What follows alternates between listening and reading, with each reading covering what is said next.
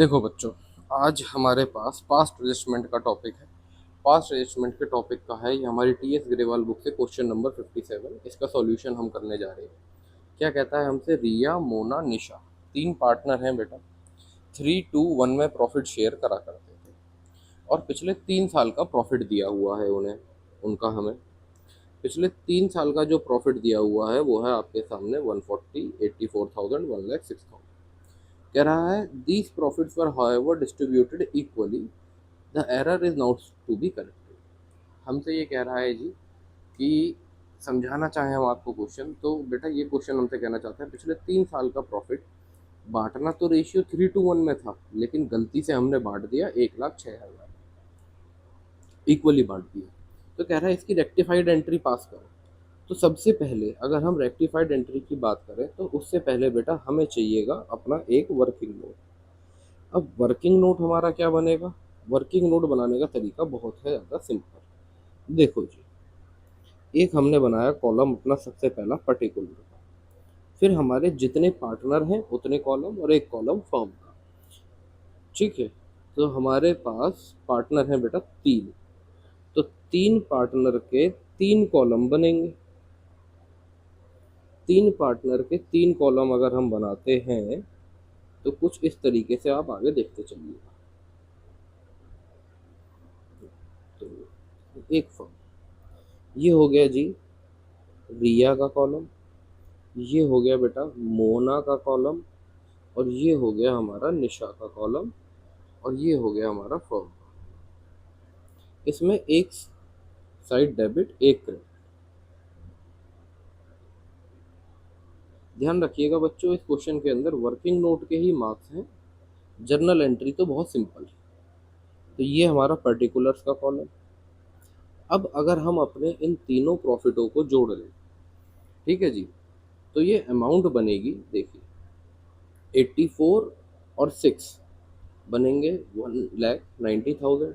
1,90,000 में अगर हम 140 जोड़ते हैं बेटा तो ये बनेगा 3,30,000 रुपये। ठीक है जी, तो हम सबसे पहले इस प्रॉफिट को इक्वली इनसे वापस ले लेंगे। तो हम लिखते हैं अपना स्टेटमेंट में रॉन्गली डिस्ट्रीब्यूटेड प्रॉफिट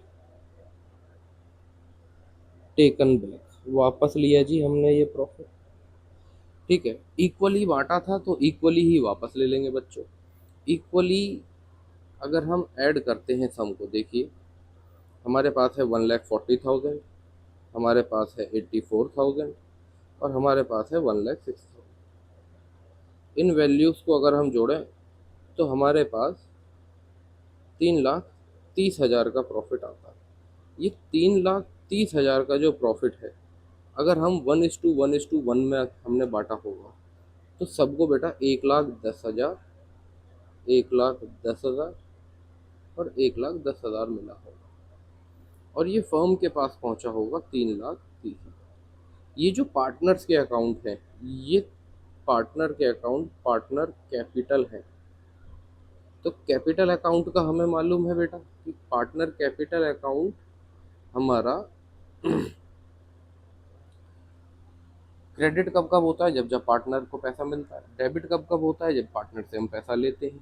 तो यहाँ हमने पार्टनर से पैसा लिया तो उनको डेबिट कर दिया। पैसा फर्म के पास आया, ये है पीएनएल अकाउंट फर्म का। ठीक है, ये पीएनएल अकाउंट के बिहाफ पे चलता है। तो ये पार्टनर ने पैसा ले दिया, तो ये पैसा हमारे पास आ गया क्रेडिट में।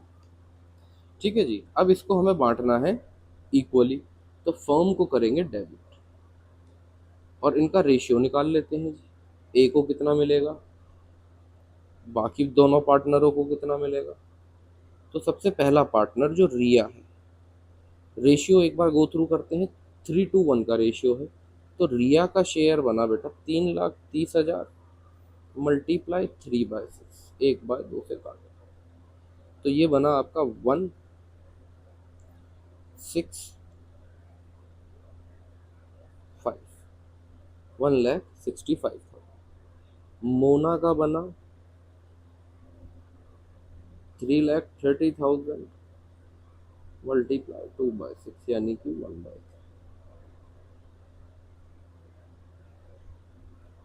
1,10,000।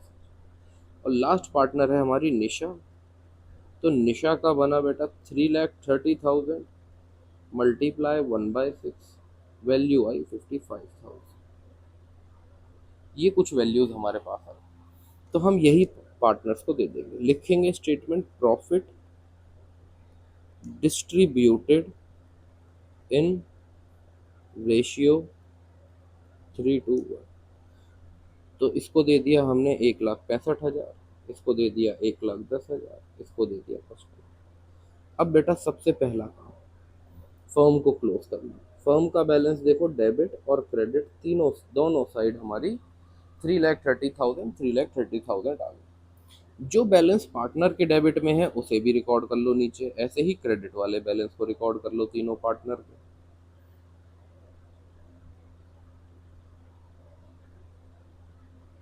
ठीक है जी। अब देखो, आपको निकालना है इन दोनों अमाउंटों का डिफरेंस।